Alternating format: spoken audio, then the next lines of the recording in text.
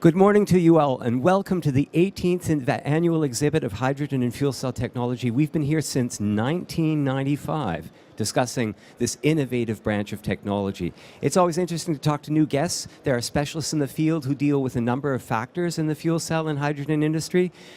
One of those who has across-the-board knowledge is the executive director of the Fuel Cells and Hydrogen Joint Undertaking, and his name is Bernd de Kalvenau. Please welcome with me Bernd de Kalvenau.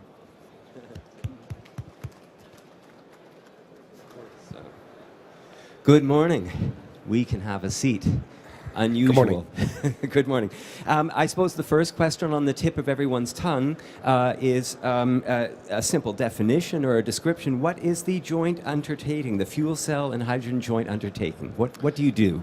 That's an easy starter. So let me explain briefly on who we are and maybe also 2 words about what we're doing.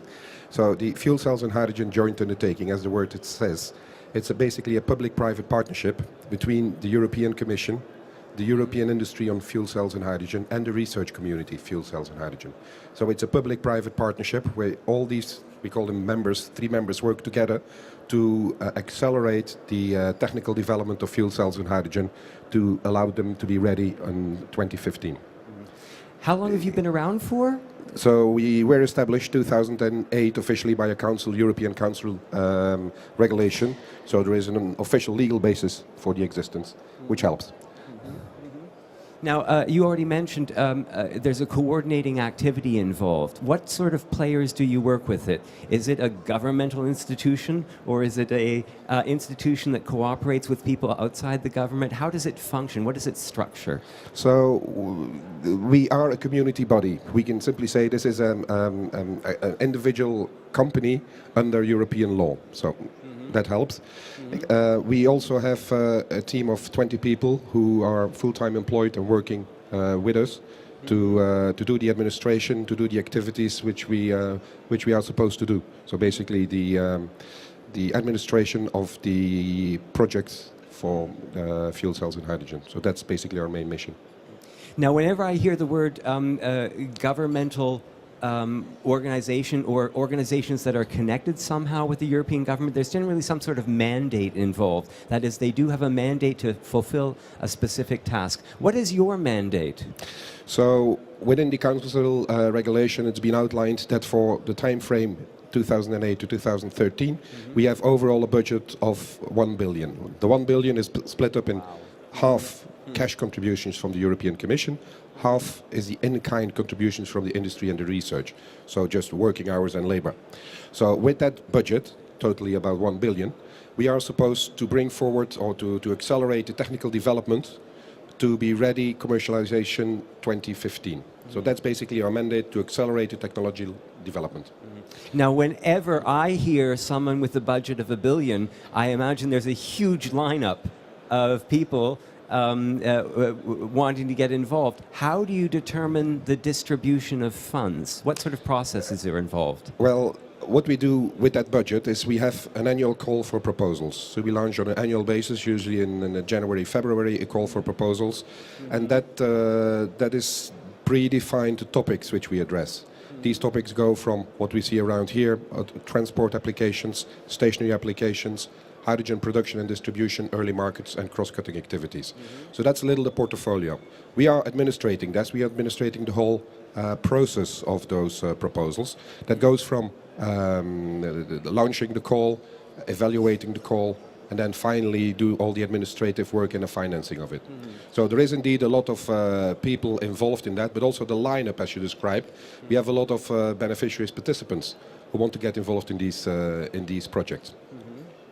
When you advertise a call for proposals, are you satisfied with the response? Are people getting involved? We are still oversubscribed, so which means that there are more proposals than budget we have, which is a challenge, because you could have too much money, but we are not in that situation. So there is indeed an interesting participation, and those projects generally the average amount is about 3 to 5 million euros. Duration is about 3 years, and we have a fair split between industry participation and research participation.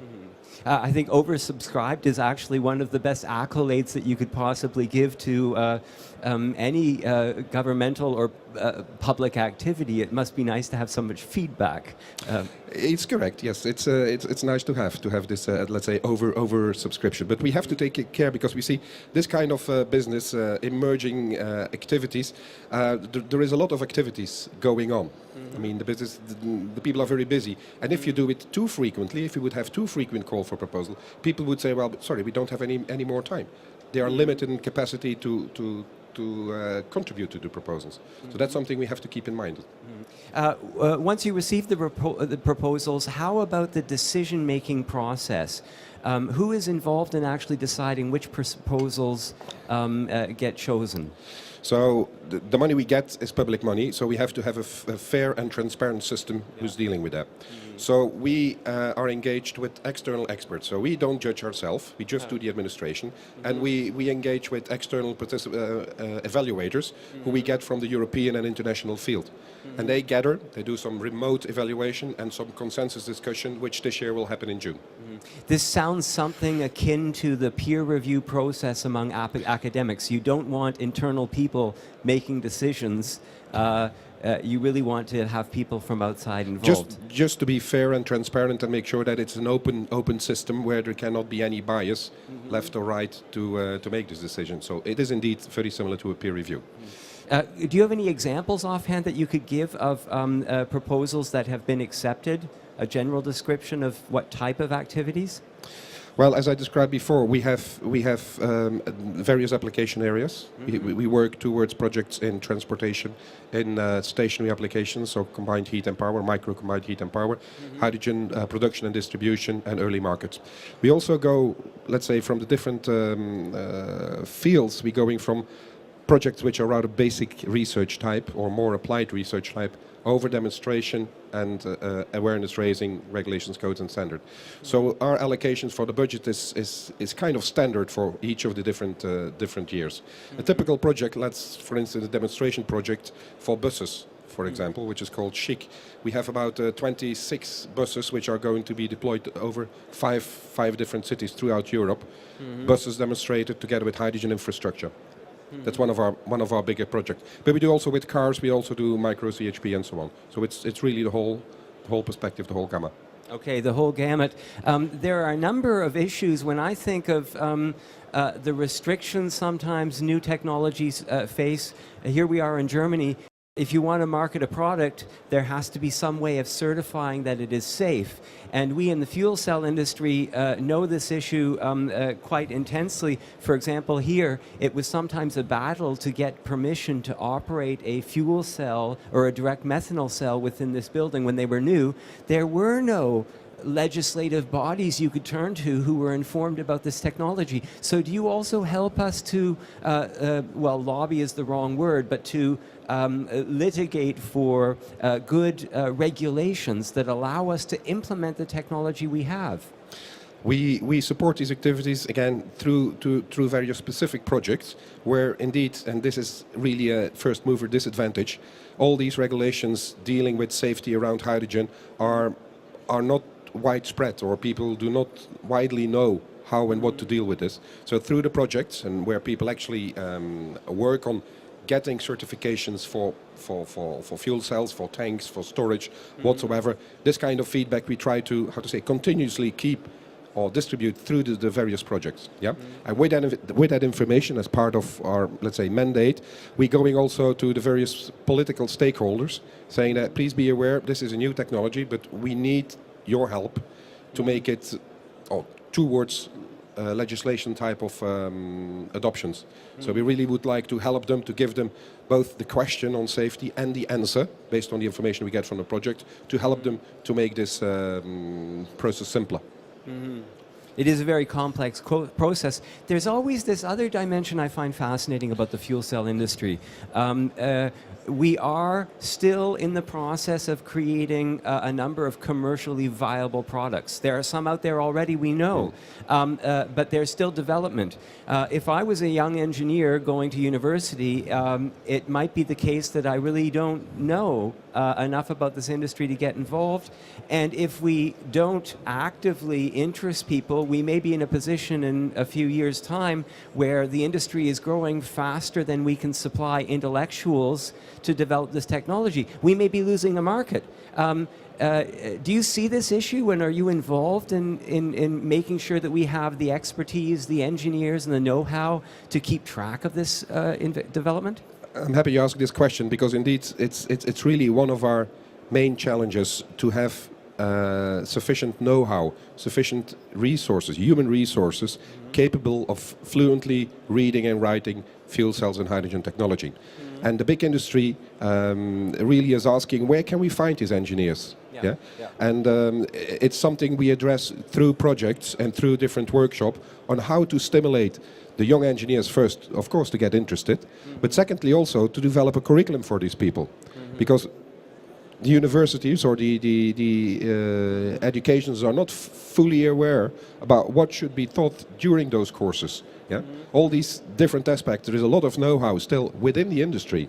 So that has to be transferred to, let's say, the schools, the institutions, educational institutions, and then taught to the various students.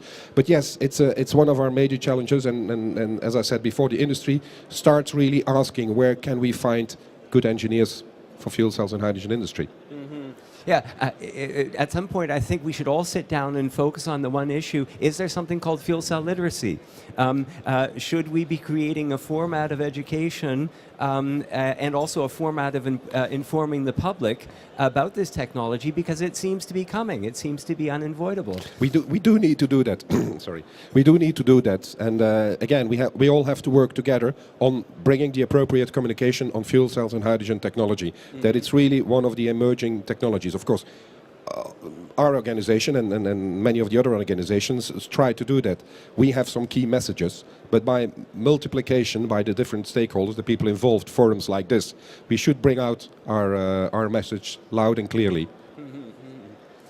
I should mention, of course, that if there's anyone who has a question in the audience about the joint venture, they're welcome to raise their hand and ask it, or about the involvement in the fuel cell industry.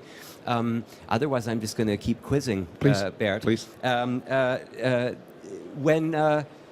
When we look beyond, of course, the fuel cell industry, the European fuel cell industry, the people involved in this technology, they have more than a European focal point. When I say that, they're also manufacturers who could be supplying other countries, and they're manufacturers that could play a key role in what the Germans call the Energiewende, the necessity of finding alternatives to the present supply of energy. So are you involved, we know you're involved in the European side, but are you involved also in making sure that the European-based manufacturers or institutions that develop this technology coordinate their activities with prospective markets beyond Europe? We believe that international cooperation is indeed one of the important aspects.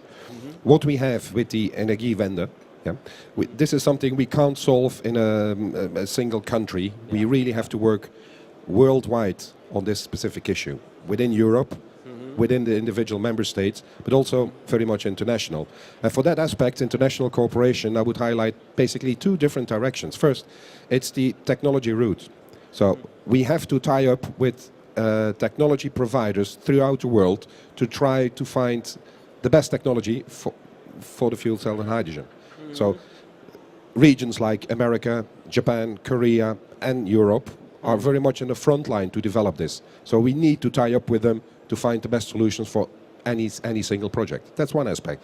The second aspect for international cooperation is also the market development, because we know this is a new technology and we have to develop the market for this. And that's why some of the, allow me the word, underdeveloped regions might be specifically in need for this new energy technology, where we could place a couple of fuel cells in the local community. We automatically come to small grid systems. And that's really where we could bring we could bring this new solution for people who are in need of this. Yeah, and then indeed sometimes, and I would like to compare to the mobile telephone industry in Africa, they just leap the one step. I mean, they never had the landlines, but they directly went from nothing to mobile telephones.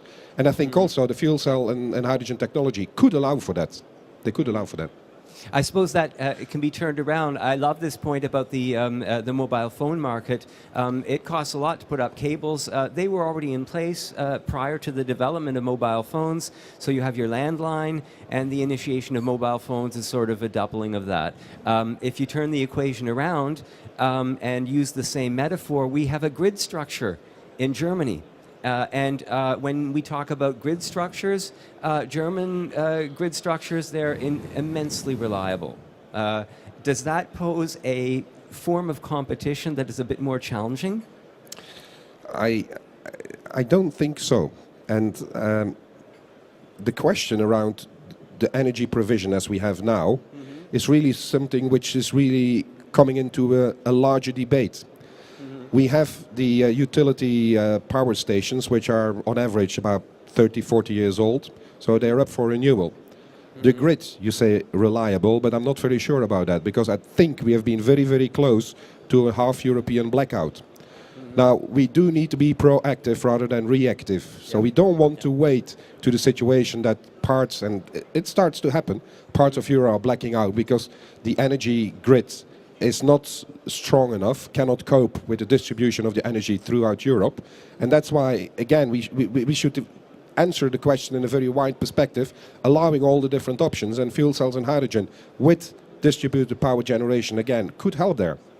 The energy debate, and that's maybe the second aspect of it, related to energy storage. This is mankind's biggest problem always, to have the energy available when you need it. Not when you can produce it, but when you need it. And many of the renewables, intermittent power generators like wind energy, sometimes have to be switched up because we can't store energy in such a big volume. And that's really a key factor where, again, hydrogen can be used as an energy vector to store the energy. There are days, I saw we have a question here. Which, is that a question? Go ahead. I'm curious to know, for project applications for the joint undertaking, how is the project consortiums formed, and how do project participants find each other? Is there a platform? That is indeed a very interesting question. And how are ideas formed? I believe that when you put the different people together and exchange information and ideas, opinions, this is really how you start getting a nuclei of an idea, a concept, which then further elaborates. And then it's really people finding each other, networking events, like here. People say, well, I have this and you have that, and why don't we work something together? We need still A, B, and C, so try to find the partners. That's roughly the system how it works. Yeah. So it is based on people knowing each other. Yeah.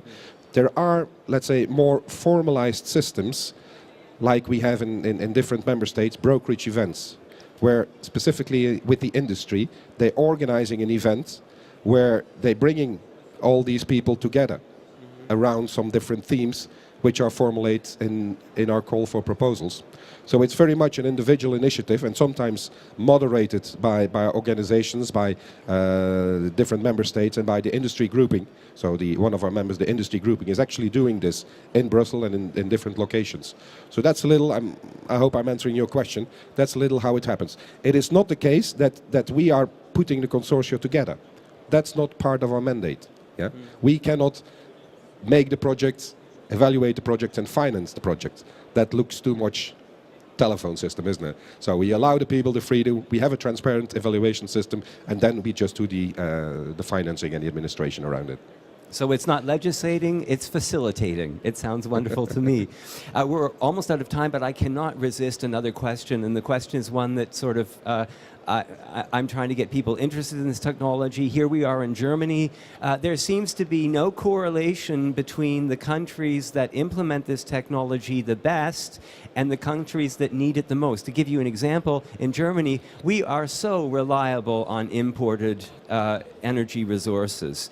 It is just phenomenal, and the backup system is not in place. So with the change of political powers, with the decision to turn off a flow somewhere, you could have an immense issue. And we know what happens from blackouts in certain cities across the globe within a few days. It is just incomprehensible to have such a volatile situation. And then there are countries within Europe, in your purview, that are in fact full of resources.